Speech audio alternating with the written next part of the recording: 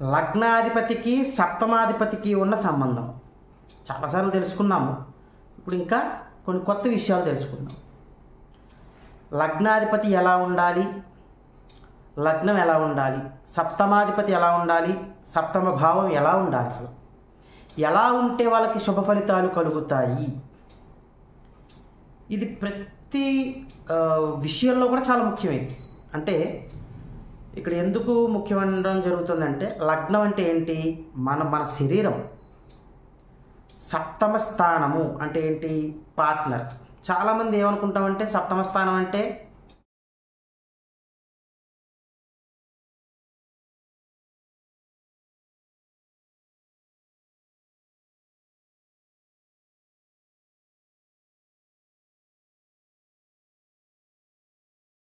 శ్రీమాత్రే నమః. శ్రీ మాధవానంద భక్తి యూట్యూబ్ ఛానల్ ప్రేక్షకులకు నమస్కారం. ఇక ఈరోజు మనం విశేషంగా ఒక కొత్త విషయం గురించి తెలుసుకుందాము. అదేమిటి అంటే కనుక, లగ్నాధిపతికి సప్తమాధిపతికి ఉన్న సంబంధం చాలాసార్లు తెలుసుకున్నాము. ఇప్పుడు ఇంకా కొన్ని కొత్త విషయాలు తెలుసుకుందాం. లగ్నాధిపతి ఎలా ఉండాలి, లగ్నం ఎలా ఉండాలి, సప్తమాధిపతి ఎలా ఉండాలి, సప్తమ భావం ఎలా ఉండాలి, అసలు ఎలా ఉంటే వాళ్ళకి శుభ ఫలితాలు కలుగుతాయి, ఇది ప్రతి విషయంలో కూడా చాలా ముఖ్యమైనది. అంటే ఇక్కడ ఎందుకు ముఖ్యమనడం జరుగుతుందంటే, లగ్నం అంటే ఏంటి, మన శరీరం. సప్తమ స్థానము అంటే ఏంటి, పార్ట్నర్. చాలామంది ఏమనుకుంటామంటే సప్తమ స్థానం అంటే వైవాహిక జీవితం అనుకుంటాం. కరెక్టే, వైవాహిక జీవితమే కాదు, పార్ట్నర్ అంటే ఎలా చూసుకోవాలి మనము, బిజినెస్లో పార్ట్నర్షిప్ అంటే వ్యాపారంలో పార్ట్నర్స్, మన వైవాహిక జీవితంలో మన పార్ట్నర్. స్త్రీలకైతే పురుషులు, పురుషులకైతే స్త్రీలు. ఫారెన్ ల్యాండ్, విదేశీయానం, విదేశాల్లో సెటిల్ అవ్వడం, ఇవన్నీ కూడా సప్తమ స్థానం నుంచి, సప్తమాధిపతి నుంచి కూడా చెప్పచ్చు. లగ్నం ఇంకా నేను చెప్పాను కదా, ఒకటి లగ్నం అంటే మన శరీరం. ఎప్పుడూ కూడా గుర్తుంచుకోండి, లగ్నంలో శుభగ్రహాలు, నైసర్గిక శుభగ్రహాలు ఉండడం చాలా చాలా మంచిది. ఇది కొన్ని వందల సార్లు నేను చెప్పుంటాను. జాతకాలు చెప్తున్నప్పుడు కూడా నేను చెప్తూ ఉంటాను. ఏ లగ్నంలో అయినా జన్మించండి, మీరు ఏ లగ్నంలో జన్మించినా సరే, లగ్నంలో నైసర్గిక శుభగ్రహాలు ఉండడం చాలా చాలా మంచిది ఆ జాతకులకి.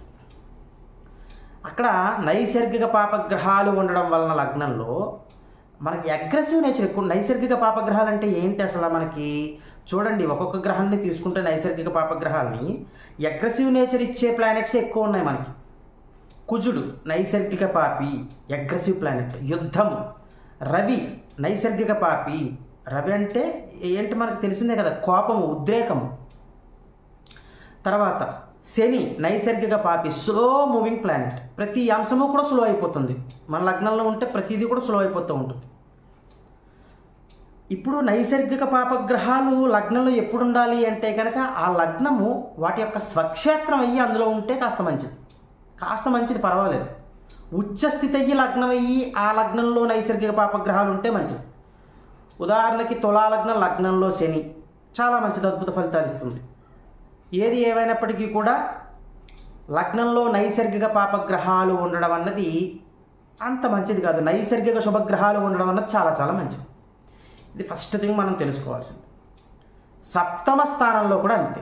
సప్తమ స్థానంలో కూడా నైసర్గిక శుభగ్రహాలు ఉండడం చాలా మంచిది, నైసర్గిక పాపగ్రహాల కంటే కూడా. ఇక ఛాయాగ్రహాలైన రాహుకేతువులు కనుక ఒకళ్ళ లగ్నంలో ఉంటే ఒకళ్ళు సప్తమంలో ఉంటారు. ఉదాహరణకి ఎలా చూసుకున్నా ఆపోజిట్లో ఉంటారు కాబట్టి అది చాలా నెగిటివిటీని ఇచ్చే స్థానాలు అవి ఇద్దరికి కూడా. అంటే ఒక విషయంలో బాగుంటుంది, ఒక విషయంలో అవి పాడు చేస్తూ ఉంటాయి. వైవాహిక జీవితాన్ని ఖచ్చితంగా పాడు చేస్తాయి. సప్తమంలో కేతు ఉన్నా, రాహు ఉన్నా సరే, నైసర్గిక పాప అయిన రవి ఉన్నా సరే, కుజుడున్నా సరే, శని ఉన్నా సరే, చూడండి ఇవన్నీ చూడండి సప్తమంలో ఉంటే ఎలా పాడు చేస్తున్నాయి అవి. వాటి స్వక్షేత్రాలు అయితే పర్వాలేదు తప్పితే, ఉచ్చస్థితి అయితే పర్వాలేదు తప్పితే, ఇక ఏదైనా సరే ఇబ్బంది. ఇక అసలైన కాన్సెప్ట్లోకి వచ్చేద్దాం. ఎప్పుడూ కూడా లగ్నాధిపతి సప్తమాధిపతి కలిసి ఉన్న జాతకులు అదృష్టవంతులు అని చెప్తాం. లగ్నాధిపతి సప్తమాధిపతి ఎవరికైతే ఇద్దరికీ కూడా కలిసి ఉండడం జరుగుతుందో అది ఎలా ఉండాలి? కలిసి ఉండడము లగ్నంలో కానీ సప్తమంలో కానీ లేదు అంటే వాటి యొక్క స్వక్షేత్రాలు కానీ లేదు, ఉచ్చస్థితి అయి ఉండాలి. లగ్నాధిపతి లగ్నంలో ఉండి సప్తమాధిపతితో కలిసి ఉన్న, తర్వాత లగ్నాధిపతి సప్తమాధిపతితో కలిసి సప్తమంలో కలిసి ఉన్న, లేదు వాటి యొక్క ఉచ్చస్థితులు, ఆ గ్రహాలు ఏవైతే అవుతాయో వాటి యొక్క ఉచ్చస్థితుల్లో కలిసి ఉన్న, థర్డ్ ప్రయారిటీ దేనికి తీసుకుంటామంటే వాటి యొక్క మిత్రక్షేత్రాల్లో కలిసి ఉన్న. 2 గ్రహాల్లో ఏదో ఒక గ్రహం యొక్క మిత్రక్షేత్రాల్లో ఉంటే సరిపోతుంది. ఇలా ఉన్నప్పుడు వారి యొక్క జీవితము పూల పానుపు వలె వెళ్తుంది అని చెప్పి జ్యోతిష్ శాస్త్రంలో ఉంది.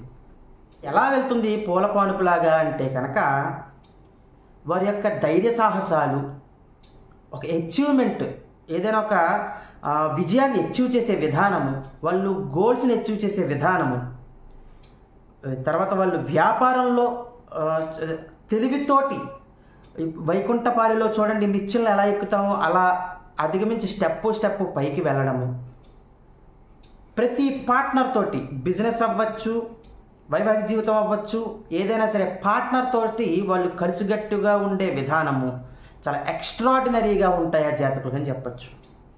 వీరు తెలివితేటలతోటి ముందుకు వెళుతూ వీళ్ళ పనులన్నీ కూడా పూర్తి చేసుకుని సక్సెస్ లైఫ్ సాధిస్తారు. చాలా తెలివైన వాళ్ళు, సౌమ్యవంతులు అని చెప్పుకోవచ్చు వీళ్ళని. ఇక తర్వాత లగ్నాధిపతి సప్తమాధిపతి కలిసి ఉన్నప్పుడు వాటి మీద నైసర్గిక శుభగ్రహాల దృష్టి ఉన్నట్లయితే అది ఇంకా బలాన్ని చేకూరుస్తుంది ఆ జాతకులకి. ప్రతి విషయంలో కూడా వీళ్ళు ప్రతి అంశంలో కూడా అదృష్టవంతులే. జన్మించినప్పటి నుంచి వాళ్ళ జీవితం గతించే వరకు కూడా వీళ్ళు అదృష్టవంతులు అని చెప్పుకోవచ్చు. అంటే ఇక్కడ ఎలా అదృష్టం అంటే ఇక్కడ లగ్నాధిపతి యొక్క మహర్దశ రావాలి, సప్తమాధిపతి యొక్క మహర్దశ రావాలి. ఆ మహర్దశలు వచ్చినప్పుడు ఆ మహర్దశల్లో వాళ్ళకి కొన్ని వండర్స్ జరుగుతాయని చెప్పుకోవచ్చు. ఒక స్టార్డమ్ వస్తుందని చెప్పుకోవచ్చు. విదేశాల్లో సెటిల్ అయ్యే అవకాశాలు ఎక్కువ ఉంటాయి. విదేశాలకు వెళ్ళాలి అనుకున్న వాళ్ళకి ఈ కాంబినేషన్ ఉందో లేదో చూసుకోండి. ఆ మహర్దశలు జరుగుతున్నాయో చూసుకోండి. ఇప్పుడు నైసర్గిక శుభగ్రహాల యొక్క దృష్టి ఉంది అని చెప్పని చూసారా, నైసర్గిక శుభగ్రహాలు ఏదైతే దృష్టి పడుతుందో ఆ గ్రహం యొక్క మహర్దశ కూడా చాలా బాగుంటుంది వీటి మీద దృష్టి పడడం వల్ల. అది ఇప్పుడు వీరి యొక్క స్వక్షేత్రాలు కాకుండా ఉచ్చస్థితిలో ఉండడం జరిగింది అనుకుందాం. ఆ ఉచ్చస్థితి అంటే ఒక రాశిలో ఉచ్చ పొందుతారు కదా, రాశ్యాధిపతి యొక్క మహర్దశ కూడా ఎక్సలెంట్గా ఉంటుంది. అంత అద్భుతంగా ఉంటుందని చెప్పుకోవచ్చు. ఇక్కడ కంగారు పడడానికి, ఇక్కడ అర్థం కాకపోవడానికి ఏముండదు.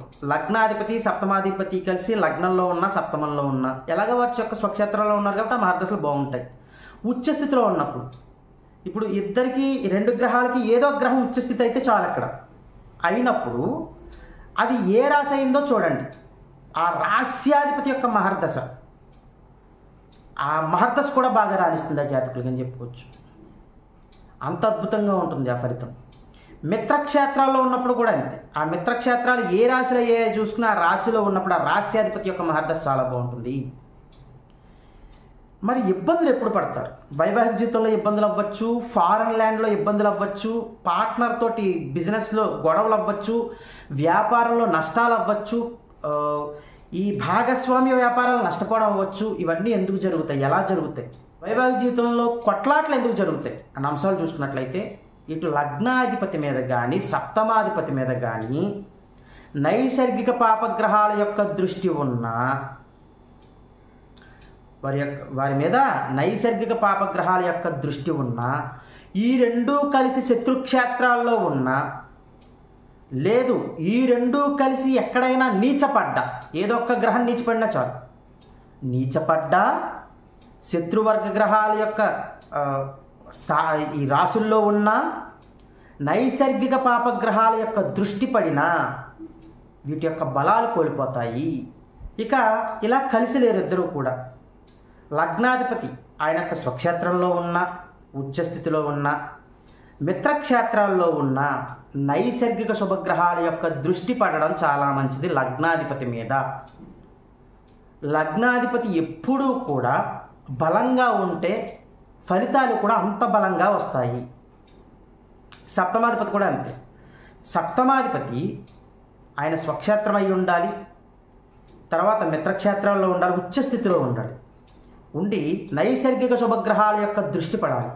ముఖ్యంగా ఈ సప్తమాధిపతి మీద నైసర్గిక శుభగ్రహాల్లో గురువు యొక్క దృష్టి పడింది అనుకోండి, చాలా అద్భుత ఫలితాలు ఎక్కువ ఉంటాయి. ఎట్టి పరిస్థితుల్లో సప్తమాధిపతి మీద నైసర్గిక పాపగ్రహాల దృష్టి పడకూడదు. అది పడడం వల్ల వారి యొక్క జీవితంలో ఎదుర్కోలేని దెబ్బలు తగులుతాయి ఆ జాతకులకి. స్త్రీ పురుషులు అందరికీ వర్తిస్తుంది, సెపరేట్గా పురుషులకి స్త్రీలకి ఇదే ఉండదు. కాబట్టి ఇవన్నీ కూడా 1-2 సార్లు చెక్ చేసుకోవాలి. ఇక లగ్నంలోనూ సప్తమంలోనూ కూడా శుభగ్రహాలు ఉండడం అన్నది చాలా మంచిది. ఇందాక చెప్పినట్టు నైసర్గిక పాపగ్రహాలు ఉన్నప్పుడు మాత్రము వాళ్ళకి ఇబ్బందులు చేకూరుతాయి. వాళ్ళకి మిగతా గ్రహాల వల్ల ఏదైనా సక్సెస్ వస్తూ ఉండొచ్చు, కానీ ఏదో ఒక లోటు ఖచ్చితంగా ఉంటుంది వాళ్ళకి. ఆ లోటు చాలా డీప్గా ఉంటుంది. అది కాదండి ప్రతి ఒక్కరికి ఏదో ఒక లోటు ఉంటుంది కదంటే, లోటు ఉండడం వేరు, చాలా డీప్గా ఉండడం వేరు. ఆ నెగిటివిటీ చాలా డీప్గా ఉంటుంది. నెగిటివిటీ తట్టుకోలేని ఇబ్బందులు ఉంటాయి. విదేశాలకు వెళ్ళడము, అక్కడ స్ట్రక్ అయిపోవడము, ఉద్యోగం లేకపోవడము, ఇబ్బందులు పడడము, బిజినెస్లో లాసెస్ రావడము, నష్టాలు ఎవరి వల్ల, భాగస్వాముల వల్ల, పార్ట్నర్స్ వల్ల నష్టపోవడం, ఇవన్నీ కూడా జరుగుతాయి. తదు జాగ్రత్తలు తీసుకుంటూనే అక్కడికి వెళ్తూ ఉండాలి. అందుకే వాళ్ళు బిజినెస్లో సక్సెస్ పొందాలన్నా, వైవాహిక జీవితంలో సక్సెస్ పొందాలన్నా, విదేశాల్లో సెటిల్ అవ్వాలన్నా ఇప్పుడు నేను చెప్పిన కాంబినేషన్ ఉంటే మాత్రం వాళ్ళు అదృష్టవంతులు. ఎలాగా? లగ్నాధిపతి సప్తమాధిపతి కలిసి ఉండడం. కలిసి ఉన్నప్పుడు అది 2 గ్రహాల్లో ఏదో గ్రహం యొక్క స్వక్షేత్రమైన, 2 గ్రహాల్లో ఏదో గ్రహం యొక్క ఉచ్చస్థితి అయినా, 2 గ్రహాల్లో ఏదో గ్రహం యొక్క మిత్రక్షేత్రమైన అయ్యి అక్కడ వాటి మీద నైసర్గిక శుభగ్రహాల యొక్క ఏదో గ్రహం యొక్క దృష్టి ఉండాలి. అందులో మొట్టమొదటి ప్రిఫరెన్స్ నేను ఎప్పుడు కూడా గురువుకి ఇస్తాను.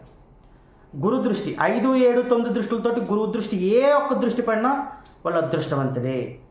తర్వాత నైసర్గిక శుభుడు శుక్రుని తీసుకుంటే సప్తమ దృష్టి, బుధుడిని తీసుకున్న సప్తమ దృష్టి, చంద్రుడిని తీసుకున్న సప్తమ దృష్టి. కానీ ఫస్ట్ ప్రిఫరెన్స్ మాత్రం గురువుకి ఇవ్వాలి. ఇలా ఉన్నప్పుడు వాళ్ళు అంచెలంచెలుగా ఎదిగి ఒక ఉన్నత స్థితికి వెళ్ళిపోతారు జాతకులు అని చెప్పుకోవచ్చు.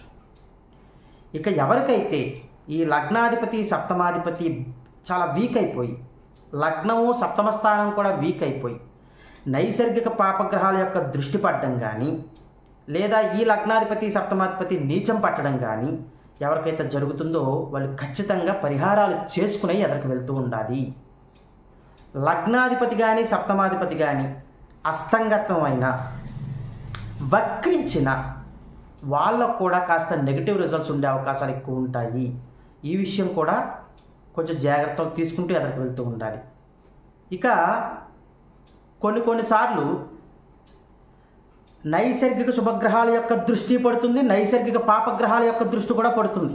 ఇదొక సందేహం వస్తూ ఉంటుంది చాలామందికి. ఉదాహరణకి నాకు గురు దృష్టి పడిందండి లగ్నాధిపతి మీద సప్తమాధిపతి మీద కానీ, లేదా ఇద్దరు కలిసి ఉన్నారు, గురు దృష్టి పడింది, అటు శని దృష్టి పడింది, కుజ దృష్టి పడింది, ఎలా ఉంటుంది?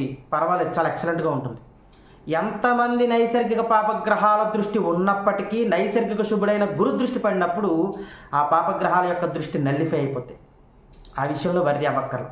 గురు దృష్టి పడకుండా కనుక నైసర్గిక పాపగ్రహాల దృష్టి ఒకటి పడింది అనుకోండి చాలా ఇబ్బంది, 2 గ్రహాల దృష్టి పడింది అనుకోండి ఇంకా ఇబ్బంది, నెగిటివిటీ ఇంకా ఎక్కువ ఉంటుంది. ఒక దండయాత్రలో ఉంటుందన్నమాట. ఒక శత్రువు, మనం ఎదుర్కోలేకపోతున్నాం ఒక శత్రువుని, వాడు ఇంకొక 2-3 వేసుకుని వచ్చాడు మీ దగ్గరికి గొడవకి, ఇంకెలా ఉంటుంది? మీరు తట్టుకోగలుగుతారా? మీ బలం సరిపోతుందా?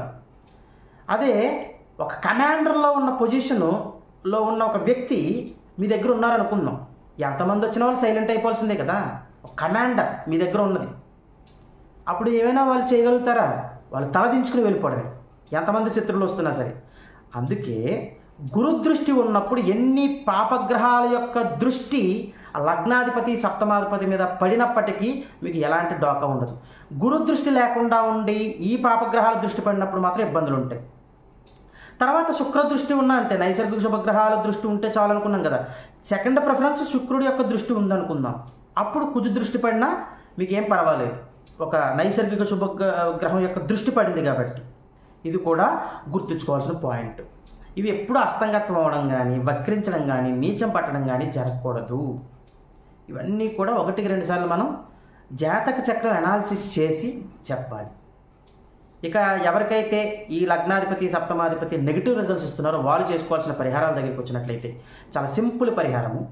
మీరు యథాశక్తిగా ప్రతి మంగళవారం కూడా సుబ్రహ్మణ్యేశ్వర స్వామివారి ఆలయానికి వెళ్ళడం, సుబ్రహ్మణ్యేశ్వర స్వామివారి ఆలయంలో పటికి బెల్లంతో కలిపిన నీటితోటి మీ పేరు మీద అభిషేకం చేయించుకోవడం, అక్కడే కూర్చుని సుబ్రహ్మణ్యాష్టకం అని ఉంటుంది, సుబ్రహ్మణ్యాష్టకాన్ని చదువుకోవడం, ఇలా ప్రతిరోజు చెయ్యి. ఇలా ప్రతి మంగళవారము చెయ్యాలి. ఎన్ని మంగళవారాలు చెయ్యాలి ఇలా అంటే కనుక మీరు 54 మంగళవారాలు తూచా తప్పకుండా చెయ్యాలి. ఈ లోపలనే మీకు రావాల్సిన మంచి రిజల్ట్స్ అన్నీ కూడా వచ్చేస్తూ ఉంటాయి. మధ్యలో గ్యాప్లు వచ్చినా పర్వాలేదు. స్త్రీ పురుషులు ఇద్దరూ కూడా చేసుకోవచ్చు. ఇది చాలా మంచి పరిహారం. సుబ్రహ్మణ్యాష్టకం ఎన్నిసార్లు చదువుకోవాలండి? మీరు శక్తి ఒకసారి కంపల్సరీ చదవాలి. 1 కంటే ఎక్కువసార్లు చదవాలి అనుకుంటే 3 సార్లు అక్కడే ఆలయం దగ్గర కూర్చొని చదువుకోండి. 3కు మించి ఇంకా అవసరం లేదు. 1 లేదా 3 సార్లు ఇలాగా 54 వారాలు తూచా తప్పకుండా చేయండి. పటికి బెల్లం నీళ్లతోటి మీ పేరు మీద అభిషేకం చేయించుకోండి. చాలా నెగిటివ్ రిజల్ట్స్ తగ్గుముఖం పట్టి లగ్న సప్తమ స్థానాల యొక్క బలం పెరిగే అవకాశాలు ఎక్కువ ఉంటాయి. లగ్నాధిపతి, సప్తమాధిపతి యొక్క బలం పెరిగి మీకు నెగిటివ్ రిజల్ట్స్ తగ్గుముఖం పడతాయని చెప్పుకోవచ్చు. ఇవన్నీ చేసుకుంటూ మీరు సంఘంలోనూ సమాజంలోనూ మంచి పేరు సంపాదించుకుంటూ మీ కుటుంబ సభ్యులతో సుఖశాంతులతో జీవించాలని కోరుకుంటూ సర్వేజన సుఖినో భవంతు. శుభం.